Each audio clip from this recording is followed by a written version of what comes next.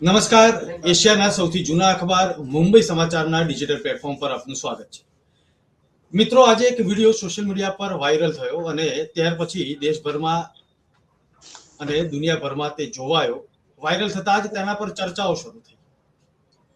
મુંબઈના એક વિસ્તારમાં ટ્રાફિક જામના દ્રશ્યો અને એક મહિલાએ ત્યાં સ્થાનિક નેતા પર આક્રોશ ઠાલવ્યો અને વાત બની એવી કે ટ્રાફિક જામ કેમ થયો હતો, તો તેનું કારણ હતું કે રાજકીય પાર્ટીના નેતાજી પ્રદર્શન કરી રહ્યા હતા.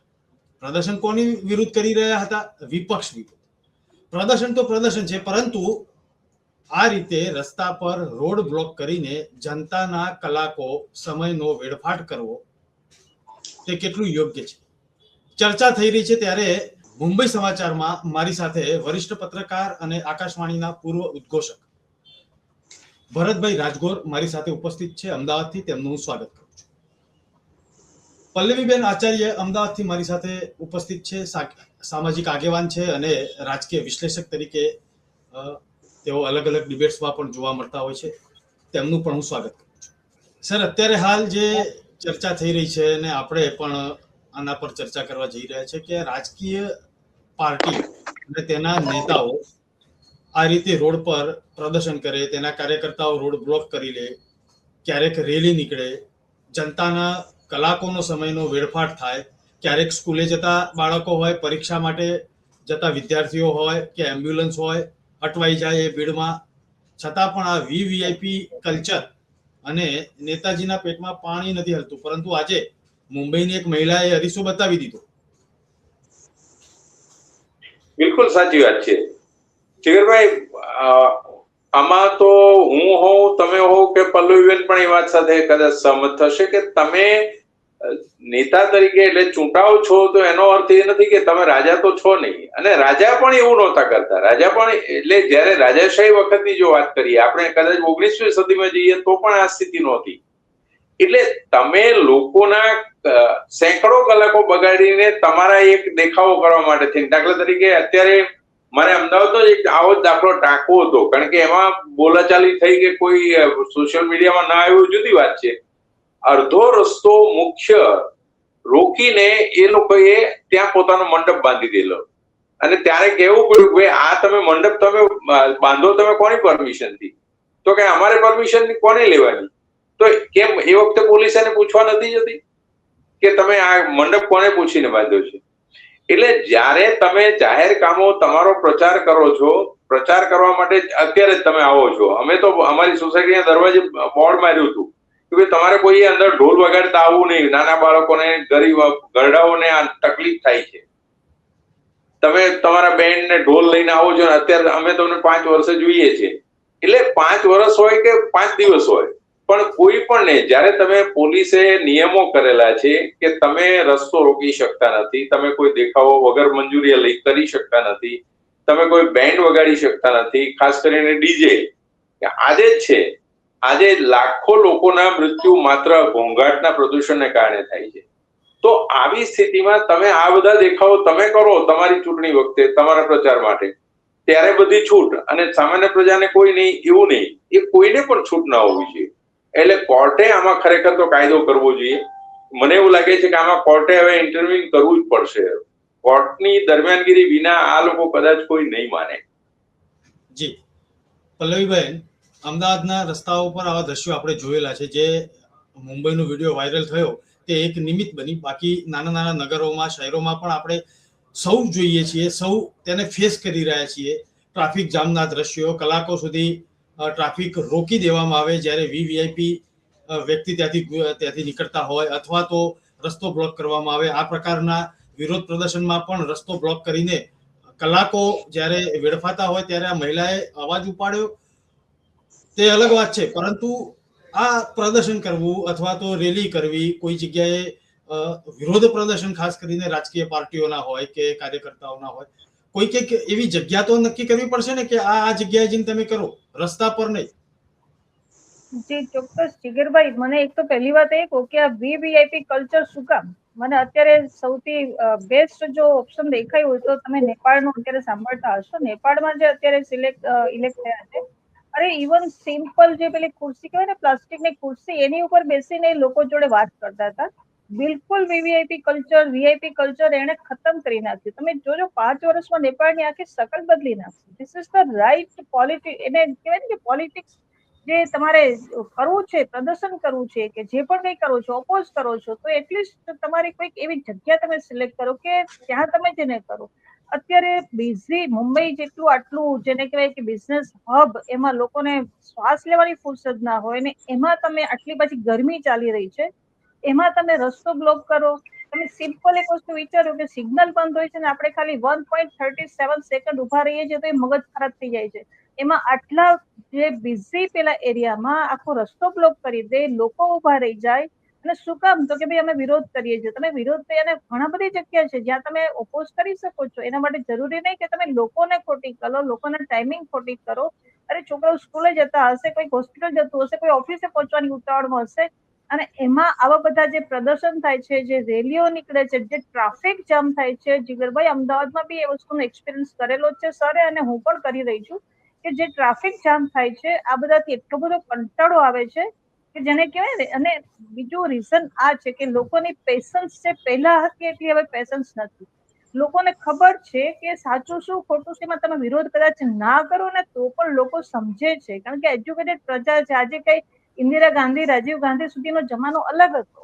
અત્યારે આખું જનરેશન છે એઆઈ જનરેશન છે. એ લોકોને તમે વિરોધ પ્રદર્શન કરશો નહીં કરો, they can understand each and every things, બધું સમજી રહ્યા છે કે સાચું શું છે, ખોટું શું છે. એમાં રસ્તા ઉપર રસ્તા બ્લોક કરી, લોકોને હેરાન કરી અને વિરોધ પ્રદર્શન કરવો એ ખરેખર બિલકુલ યોગ્ય નથી. અને સરે બહુ સરસ વાત કરી કે ભાઈ એટલીસ્ટ આજે કોર્ટે ઇન્ટરફિયરન્સ કરવું જોઈએ કે જો તમે લોકોને પરમિશન નથી આપતા તો આવી રીતે જે આ બધું વીવીઆઈપી કલ્ચર છે એ લોકોને શું કામ. અને ચોક્કસપણે કોર્ટે આનો રસ્તો કાઢવો જોઈએ, કારણ કે અત્યારે જે મુંબઈમાં થયું, અમદાવાદની બી પરિસ્થિતિ કઈ બહુ સારી નથી હોતી. અમદાવાદમાં બી એટલો જ ટ્રાફિક છે, અમદાવાદમાં બી એટલી જ બધી સમસ્યાઓ છે. એના માટે રસ્તો બ્લોક કરીને આવી રીતે વિરોધ પ્રદર્શન કરવું બિલકુલ યોગ્ય નથી.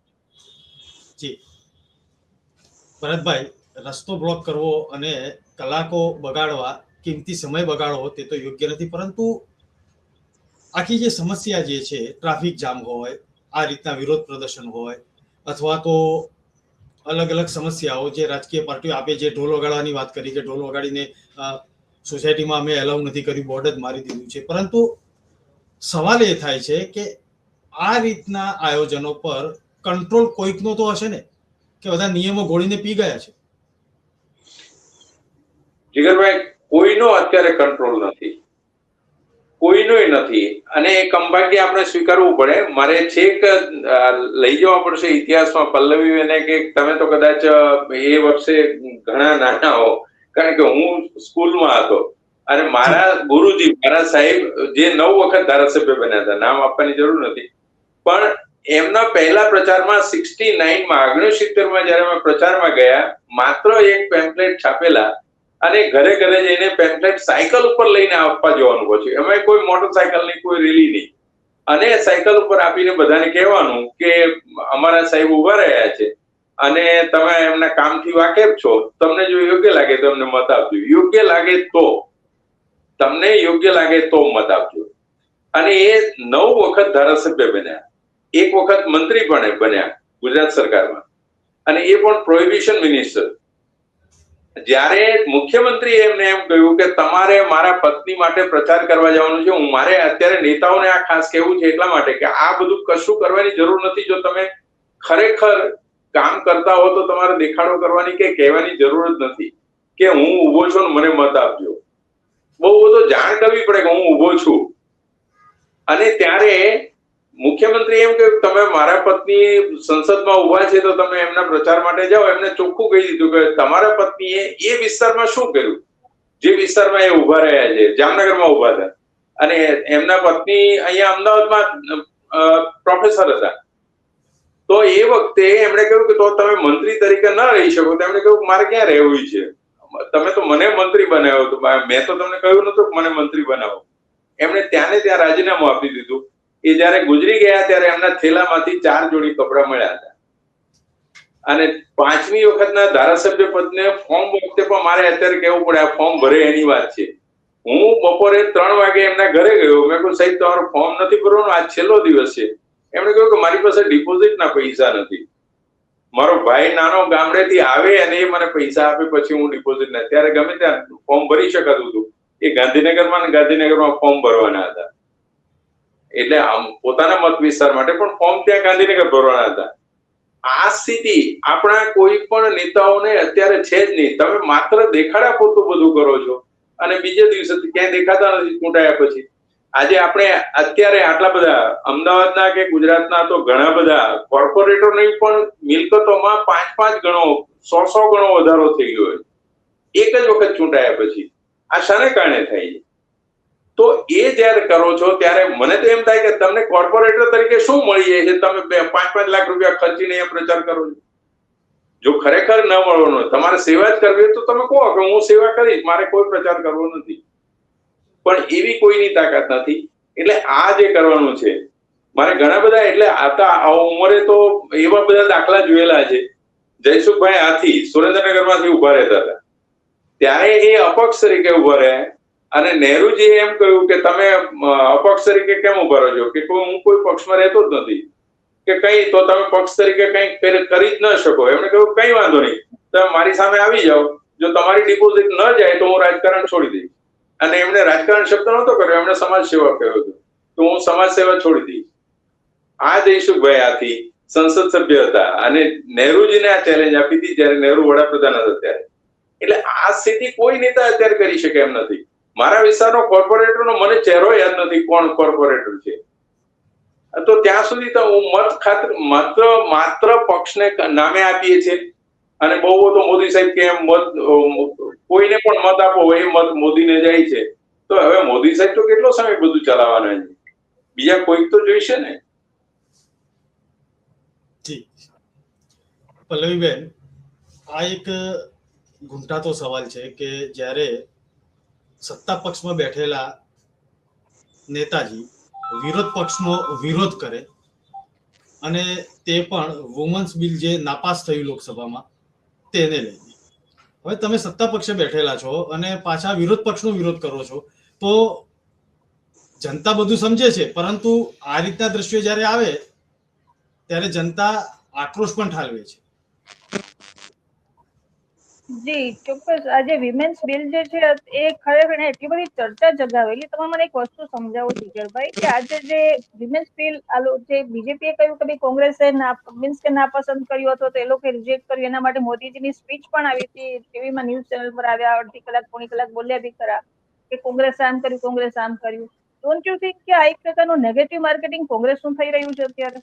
એમાંથી એકને એક વસ્તુને વારંવાર અગેન્સ્ટમાં કોંગ્રેસ આમ કર્યું, એટલે કોંગ્રેસ 30 વખત આઈ થિંક કોંગ્રેસ બોલ્યા હતા. તો this is nothing but a negative market. આ એકચ્યુઅલી ખરેખર એના જેવું થયું કે આનો ફાયદો થશે. હવે આજે કોંગ્રેસે શું કામ બિલ નાપસંદ કર્યું હતું, તો એના રીઝન બરાબર કે ભાઈ શું કામ કોંગ્રેસે બિલ નાપસંદ કર્યું, તો there are the 3 basic reason. એ લોકોએ આપેલા કે અમને આ વસ્તુ પસંદ નથી. હવે આમાં થયું એવું કે એ વસ્તુ પતી ગઈ, વિમેન્સ રિલેટેડ હતું. હવે એના ઓપોઝમાં અત્યારે સત્તાધારી પક્ષે એના માટે થઈને એને રેલી કાઢી કે ભાઈ કેમ આવી રીતે કર્યું હતું. તો આ આખી માહોલ જેને કહેવાય ને કે કોઈ પણ વ્યક્તિને આજે એમ કહું કે જીગરભાઈ આમ છે, જીગરભાઈ આમ છે, જીગરભાઈ આમ છે, એટલે જીગરભાઈને કોઈ નહીં સાંભળતા હોય ને એ બી વિચારશે કે જીગરભાઈ છે કોણ. એના જેવી આ વસ્તુ થઈ ગઈ છે અત્યારે. એટલે પોતાનું જેને નતા જાણતા હતા એ લોકોને બી એમ થયું કે આ કોંગ્રેસ છે કોણ, અથવા તો કોંગ્રેસે કેમ આવું કર્યું. એટલે આખું તમે ગૂગલ પર સર્ચ મારે છે લોકો, અતિવાદ યંગ જનરેશન. મને મારા આઈ એમ ઓલ્સો 60++, એટલે મને અત્યારે યંગ જનરેશન ની ખબર છે કે લોકો ચેટ જીપીટી માં પૂછે છે કે આ વિમેન્સ બિલ શું હતું ને કોંગ્રેસે શું વિરોધ કર્યો. તો ઇન્ટરેસ્ટિંગ સબ્જેક્ટ થઈ ગયો. એટલે એકચ્યુઅલી આ જોવા જઈએ તો બહુ ખોટી વસ્તુ થઈ. અને એમાં ખાસ કરીને અત્યારે ઓપોઝ કરવા માટે તમે રસ્તા રોકો અને આ રીતે કરો, એ તો બિલકુલ સહન ના થાય એવી વસ્તુ હતી. અને પહેલાના જમાનામાંથી ઓપોઝ કરતા હતા. આઈ હેવ હર્ડ, મેં ઇન્દિરા ગાંધીને જોયેલા છે, મેં ઇન્દિરા ગાંધીને સાંભળેલા છે. એ લોકો ત્યારે પણ, અત્યારે બીજેપી નતું, એનું નામ જનસંઘ હતું, એટલે હું સાંભળવા જતી ઇન્દિરા ગાંધીને, પણ ક્યારેય એને એની જે અગેન્સ્ટમાં પાર્ટી હોય એના રિલેટેડ એક શબ્દ ઇન્દિરા ગાંધી બોલ્યા નહીં હોય. ત્યારનો પ્રચાર પ્રસાર આખો અલગ, એના જે મેનિફેસ્ટો જે કહેવાય ને આખો અલગ હતો. એ પ્રચાર અલગ હતા. એમાં ક્યારેય કોઈને નીચું પાડવું, એલફેલ શબ્દ બોલવા કે કોઈને ઉતારી પાડવા કેવી જાતનું હતું જ નહીં. અત્યારે આખી માર્કેટિંગ સ્ટ્રેટેજી ચેન્જ થઈ ગઈ છે અને એનો આ જે ફાયદો છે, હવે તો સર થોડોક વધારે પ્રકાશ પડશે કારણ કે એને થોડો પોતાના ઓપિનિયન માટે કહ્યું. એટલે ખરેખર કહું તો લોકો અત્યારે સર્ચ મારે છે કે આ બિલનો વિરોધ શું કામ થયો. જી, આ જે બિલનો ઉલ્લેખ એટલા માટે આપણી ચર્ચામાં કરવો પડે છે ભરતભાઈ, કારણ કે સવારે જે વિડીયો વાયરલ થયા મહિલાના મુંબઈથી, તે નેતાજી આ બિલનો વિરોધ કરવા માટે રસ્તો બ્લોક કરેલો હતો. બરાબર. એટલે થાય છે કે સત્તા પક્ષમાં તમે બેઠેલા છો અને વિપક્ષનો વિરોધ કરી રહ્યા છો. આ બિલ એકચ્યુઅલી દર્શકોને પણ ખબર છે, મહિલાઓને પણ ખબર છે, પલ્લવીબેન, અસંખ્ય મહિલાઓને પણ ખબર હશે. સર, આપને પણ ખબર છે કે 2023માં જ વિપક્ષે તો સમર્થન આપેલું હતું. હું એ જ કહેવા જતો હતો કે મહિલા બિલ તો તમે 2023માં પાસ કરી દીધું હતું. હવે તમે અત્યારે શું કહો? અને એ આમાં ગમે તે વ્યક્તિ ખોટી હોય ને, તો હું તો ત્યાં સુધી કહું, આપણા નિયમ મુજબ છે, સાચો પત્રકાર કે સાચી વ્યક્તિ એ છે કે જે પોતાનો બાપ, એટલે દેશી ભાષામાં કહીએ છીએ, બાપ ખોટો હોય તો એને કહેવું પડે તું ખોટો છો. એટલે આ સ્થિતિ છે કે એ 2023માં બિલ પાસ થઈ ગયું હતું. આ 2026માં આગલી રાત્રે તમે એમાં સુધારો જ મૂકો છો અને એ સુધારામાં વસ્તી પ્રમાણે લોકસભાની સીટો ઉમેરવાની વાત કરો છો. એટલે સીધી વાત છે કે દક્ષિણ ભારતમાં જ્યાં વસ્તી ઓછી છે, અહીંયા આપણે દુઃખ સાથે સ્વીકારવું પડે કે આપણે આડેધડ ઉત્તર ભારતમાં વસ્તી વધારે રાખી છે અને એને કારણે તમે સીટો મળે ને પછી માત્ર ધર્મના નામે કે બીજાના નામે, મને કોઈ પક્ષ સાથે કઈ લેવા દેવા નથી, કોઈ પક્ષ પ્રત્યે મને પ્રેમ પણ નથી, પણ મુદ્દો આ છે કે તમે આ રાતોરાત એવું નક્કી કરો છો અને એને આધારે પછી એમ કે બહેનોને 33% બિલ આપી. જો તમારે આપવી જોઈએ તો અત્યારે આપી દો ને, આનામાં 33% જે સીટો છે એમાં, પણ એ તો આપણે કરવું નથી. એટલે આ માત્ર હું તો ત્યાં સુધી કહું કે બહેનોને બનાવવા માટે આખે આખું લાવવામાં આવ્યું અને એ બાને જે સમજે તે, જે બહેનો, જેટલા બહેનો બને એ એની વિરુદ્ધમાં પછી જાય બીજા વિરોધ પક્ષના વિરોધમાં. અત્યારે જે દેખાવો કરતા હતા એ બહેનોને પણ મારે કહેવું પડે છે. ગઈકાલની જ વાત છે, ગઈકાલે હું નીકળ્યો તો રસ્તા ઉપર ત્યારે, તો એ જે બહેનો હાથમાં પ્લેકાર્ડ લઈ, મેં કહ્યું તમને ખબર છે બેન કે આ ખરેખર વિરોધ તમે શાનો કરો? તો કે આ મહિલા બિલનો. મેં કહ્યું મહિલા બિલ તો 2023માં પાસ થઈ ગયું હતું, તો તમને અત્યારે કેમ અત્યારે વિરોધ કરવા નીકળ્યા છો? તમે એ વખતે તો એમને અભિનંદન આપી દીધા હતા, પાસ થયું ત્યારે, એને બધું થઈ ગયું. તો કે ના, એ તો ખબર નથી. તો તમે જયારે વસ્તીને આધારે તમારી લોકસભાની સીટો આટલી ઉમેરવાની હોય અને પછી એમાંથી બહેનોને ભાગ આપવો હોય, તો ખરેખર તો મારું કહેવું એ છે શાસક પક્ષને અત્યારની સીટોમાં કોઈ ભાગ આપવો નથી, બહેનોને પછીનો ભાગ આપવો છે. તો મિલકત વધારો અને પછી એ મિલકતમાંથી ભાગ આપવો. અત્યારે જે છે એ મિલકતમાંથી કશું આપવું નથી. આવી સ્થિતિ છે. એટલે આપણા રાજકારણમાં કે અથવા પ્રશાસકોમાં જે સ્થિતિ ઊભી થઈ છે કે અમારામાં કશા ભાગ નહીં, તમને વધારાનો આપીએ, અને એના માટે આ બધા દેખાવો કરવા પડે, ચૂંટણી પ્રચારો કરવા પડે. પણ સૌભાગ્યે આપણી સ્થિતિ અત્યારે યુધિષ્ઠિર જેવી થઈ ગઈ છે કે અશ્વત્થામાં હતા નરોવા કુંજરોવા વાળી સ્થિતિ છે. આપણે કોને સારો ગણવો એ તકલીફ થઈ છે. કંભાગ્યે આ સ્થિતિ ઊભી થઈ છે. જયારે મારે અત્યારે નવા એક પક્ષના નેતાની જ વાત કરું, અત્યારે આ બધા ઉદાહરણો એટલા માટે હું આપું છું જીગરભાઈ કે એમણે મને ઈમેલ મોકલ્યો કે તમે પ્રચારમાં જોડાઓ, કારણ કે તમારા મિત્ર છે, ગુજરાતના આગેવાન છે આ પક્ષના, સુખદેવ પટેલ, એમનું તો મને નામ આપવામાં વાંધો નહીં, બહુ સારો સમાજ સેવક છે, અગરિયાઓના શિક્ષણ માટે ખૂબ કામ કરે છે. તમે સુખદેવ પટેલના મિત્ર છો, અમારી સાથે કંઈક કામ કરો. મેં કહ્યું કે તમારી સાથે કામ કરવામાં પહેલું એક જ છે, તમે દરેક મહોલ્લે એક એક ટેબલ મૂકો અને એ ટેબલ દરેકની અરજી લે, સામાન્ય નાગરિકની ફરિયાદ લે, બીજો કોઈ દેખાડો કર્યા વિના કે મને આ મારું કામ, સરકારી કામ થતું નથી, હું સાચો હોવા છતાં, સાચી અરજી જ લેવાની છે.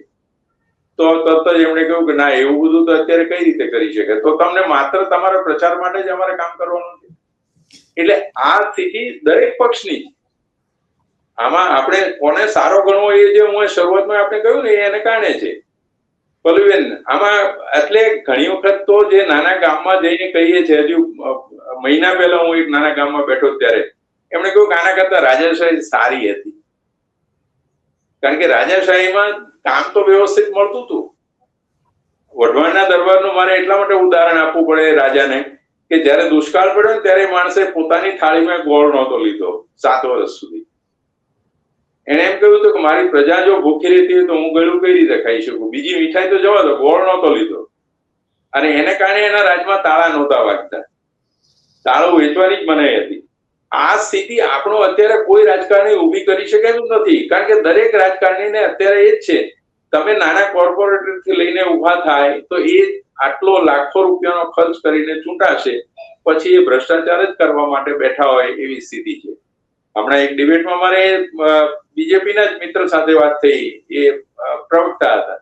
એમણે કહ્યું તમે એમ કેમ કહો છો? મેં કહ્યું તમે એક જ છે, તમે બધા રાહ શેની જુઓ છો? ટેન્ડર બહાર પડે પછી એ ટેન્ડરમાં અમને ભાગ મળે, તો આ તો રાજકારણ, ચોખ્ખું રાજકારણ થયું. આમાં સમાજ સેવા જેવું તો કઈ છે જ નહીં, લોકોની સેવા તો છે જ નહીં. એને કારણે અત્યારે આપણી સ્થિતિ આવી થઈ ગઈ છે. બાકી આટલો જ જેટલો આપણે છીએ એટલા જ ચીન વાળા છે. ચીનની જે સ્થિતિ થઈ, હવે અત્યારે આપણે ટકાવારીની દ્રષ્ટિ કહીએ, મને પ્રોફેસર ચંદ્રકાંત બક્ષી, પ્રિન્સિપાલ ચંદ્રકાંત બક્ષી સાહેબનો ઉદાહરણ મારે એટલા માટે આપવું પડે છે, અત્યારે આપણે રાજકારણની ચર્ચા કરીએ ત્યારે. એમણે કહ્યું હતું કે આપણે હજી તો પ્રજાને ટકાવારીને નામે મૂર્ખ બનાવીએ છીએ. રાજકારણીઓ, શાસકો છે, પ્રજાને ટકાવારીના નામે મૂર્ખ બનાવે છે. ત્યાં 500 કારખાના હોય અને 500 કારખાનામાં દર વર્ષે 5% વધારો થાય એટલે 25 કારખાના નવા થયા. આપણી પાસે છે જ કારખાના 80 ને એમાં તમે કહો અમારો 10% વધારો થયો, તો તમારા કારખાના તો 8 જ વધ્યા. વસ્તી એટલી છે. એટલે ટકાવારીને નામે આપણે મૂર્ખ બનાવીએ છીએ. ને એમણે શબ્દ આપણે વાપર્યો હતો એટલા માટે ગોળાનો, કે બલ્બ છે એને આંખની નજીક લઈ જાઓ ને એટલે આખું તમને અંજાઈ જાય, તમને બીજું આજુબાજુનું કઈ દેખાય જ. અત્યારે રાજકારણીઓ આ સ્થિતિ કરી રહ્યા છે કે આપણી આંખની એટલી નજીક એવો બલ્બ રાખી દીધા છે કે આપણને બીજું કઈ દેખાતું જ નથી. ખરેખર આ બધા માટે, વિકાસ માટે આપણે બધાએ કંઈક કરવાની જરૂર છે, અને એ કરતા નથી. બાકી અત્યારે તમે હિન્દુવાદની વાત કરો છો, કેટલા હિન્દુએ ગેસના કાળા બજાર ન કર્યા? અમદાવાદની જ વાત કરો, પલ્લવીબેનને ખબર હશે, 4000 રૂપિયા જો ગેસનો બાટલો ન મળતો હોય અને પેલો ગલ્લાવાળો છે, ચાના લારી વાળો બંધ બેઠો કરીને બેઠો હોય, જેના ઉપર એનું ઘર ચાલે છે, તો ત્યારે કોઈ રાજકારણી ગયા નથી. અત્યારે આ બધા દેખાવો કરવામાં જાય છે, રસ્તો રોકવામાં જાય, પોતાનું અડધો રસ્તો રોકીને ત્યાં પ્રચારનું મંડપ બાંધી દે. પણ એ જયારે ચાની લારી વાળા કે એના ઘરના રોટલા જ નહીં ચાલે એવી સ્થિતિ હશે, છતાં એ માણસે એમ નથી કે તને ગેસનો બાટલો કેમ કાળા બજારમાં તારે લેવો પડે, તો કાળા બજારમાં તું નથી લઈ શકતો તો તારો ધંધો બંધ છે, સાચી રીતે તને કેમ ન મળે, એના માટે હું મદદ કરું એવું કહેવા કોઈ તૈયાર નહોતું. આ સ્થિતિ જો હોય તો આપણે બધા હવે તો બીજું કઈ કરવાનું રહેતું જ નથી, આપણી પોતપોતાની દયા ખાવી રહી. જી પલ્લવીબેન,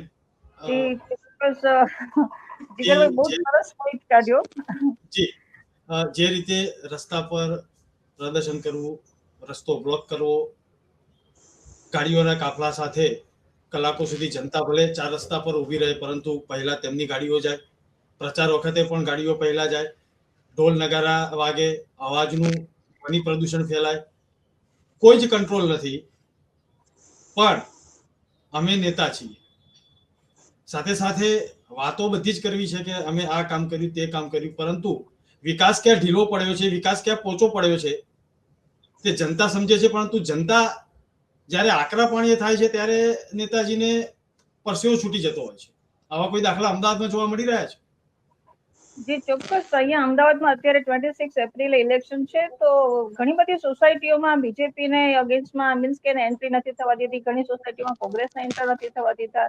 આ વખતનો માહોલ જે છે ટોટલી ડિફરન્ટ છે. એનું તમને રીઝન કહું કે લોકો હવે થાક્યા છે.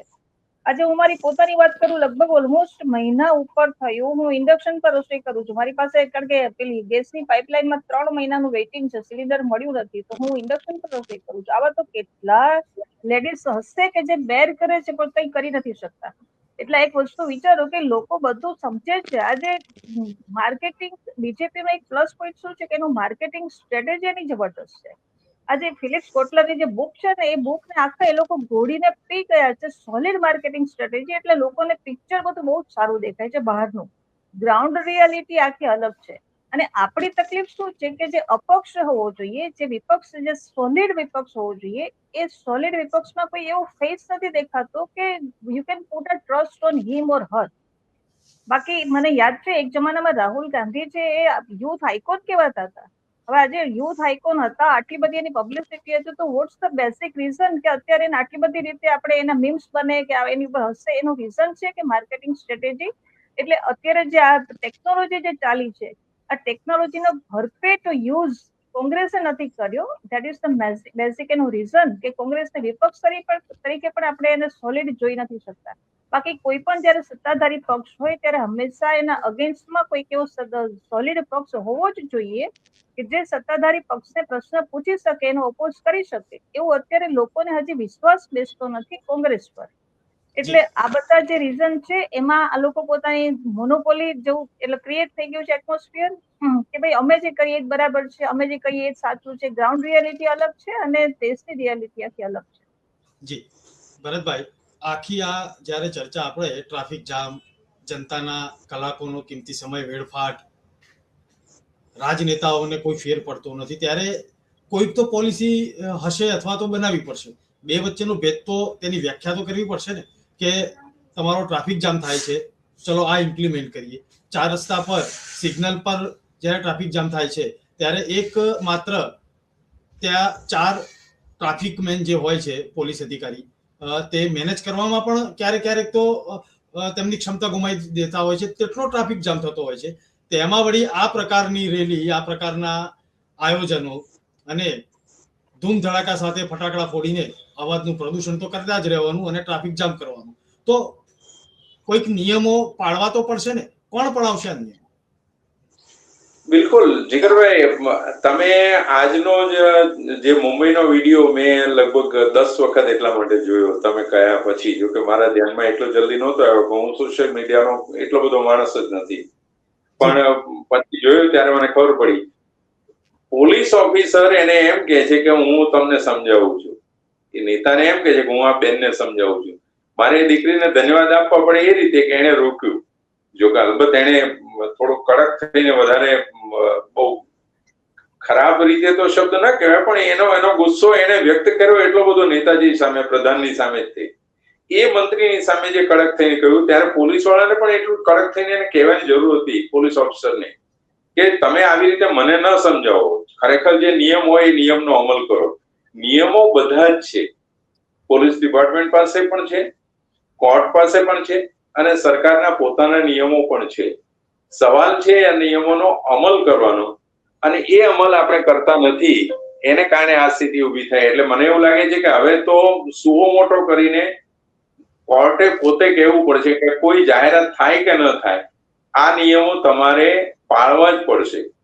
કંભાગે આ બધામાં સ્થિતિ એવી થાય છે, કોર્ટ નિયમો કરે, અને આપ જાણો છો, પલ્લીબેન તો અમદાવાદમાં છે એટલે જાણતા જ હશે, 12 વાગ્યા સુધીનો નિયમ હતો ગરબાનો. સામેથી આપણે કહીએ તમે તારે સવારના 8 વાગ્યા સુધી ગરબા લો, તમને કોઈ રોકનારો નથી. આવું તમે એક જવાબદાર વ્યક્તિ તરીકે, જવાબદાર શાસક તરીકે તમે કોઈ કહો તો કેટલે હદે યોગ્ય છે. પરંતુ આપણે બધાએ સાંભળી લીધું, અને જેને રમવું તો એને રમી પણ લીધું રાતના સવારના 8 વાગ્યા સુધી. એટલે આ નિયમોને હું આ દેશનો નાગરિક છું, મારે નિયમો પાળવા જોઈએ એવું એક તો પહેલું તો દરેક નાગરિકે સમજવું જોઈએ. હું કાર્યકર હોઉં, પ્રચારક હોઉં, જે હોઉં તે, નેતા હોઉં તો નેતા, હું પહેલો નાગરિક તો છું જ આ દેશનો. એટલે મારે આ નિયમો પાળવા જોઈએ, કોઈને તકલીફ ન થાય એ રીતે. બીજી વાત, જ્યારે પ્રચારમાં જઈએ છીએ ત્યારે ડીજે માટે કોર્ટનો પણ નિયમ છે, પોલીસના પણ નિયમો છે કે આટલા ડીબીથી વધારે તમે વગાડી ન શકો. અત્યારે આજના પેપરની હેડલાઇન છે ગુજરાત સમાચારમાં, પરંતુ મને પોતાને અનુભવ છે કે જ્યારે તમે ડીજે ની આગળથી નીકળો તો મારી જેવા આ ઉંમરના વ્યક્તિને તો છાતીના પાટિયા, જે શબ્દો આપણે વાપરીએ જેવા ભીસાવા જ મળે છે. એમ થાય કે હમણાં મારું હૃદય અહીં બંધ પડી જશે. પણ આ સ્થિતિ છે. એટલે આમાં નિયમો કોર્ટે સામેથી બનાવવા પડશે જો નહીં હોય તો, અને જેટલા છે એ નિયમોનું પાલન પોલીસે પણ કરાવવું પડશે. કે ભાવિ નેતાને કંઈ ન કહી શકાય એમ માનીને જો પોલીસ નહીં બોલે તો સ્થિતિ વધારે બગડશે, અને છેવટે પ્રજા થાકશે પણ પ્રજા થાકશે ત્યારે એની પાસે બીજો કોઈ રસ્તો જ નથી. અત્યારે પોતાના ઘરનું પૂરું કરવામાંથી જયારે કંઈ ન થતું હોય, 40% પ્રજાને અત્યારે ભારતની 40% પ્રજાને જયારે માત્ર એનો સરેરાશ 25,000 પગારથી ચલાવવું પડતું હોય ત્યારે કઈ સ્થિતિએ માણસ શું બીજું વિચારી શકે, મને કહેશો? એટલે નિયમો પળાવવાનું કામ જેની પાસે છે એ પોલીસ અને કોર્ટ આમાં આગળ આવે અને બીજી સરકાર પોતે નિયમો કરે તો આ બધું થઈ શકશે. જી, આશા રાખીએ કે આપણી આ ચર્ચા છેક સુધી પહોંચે, દરેકના કાન સુધી પહોંચે અને કોઈક એક ઉકેલ આવે. જે ટ્રાફિક જામના દ્રશ્યો છે, જે અવાજ ધ્વનિ પ્રદૂષણ હોય કે અવ્યવસ્થા, અરાજકતા, જે નિયમોના ઉલ્લંઘન કરીને ફેલાવતા તત્વો છે તે પણ સાનમાં સમજે. અને સાહેબે આપે તો કહ્યું કે પહેલા આપણે નાગરિક છીએ, ત્યાર પછી કલેક્ટર છીએ, નેતા છીએ કે કર્મચારી છીએ, તો દરેક આ સમજે.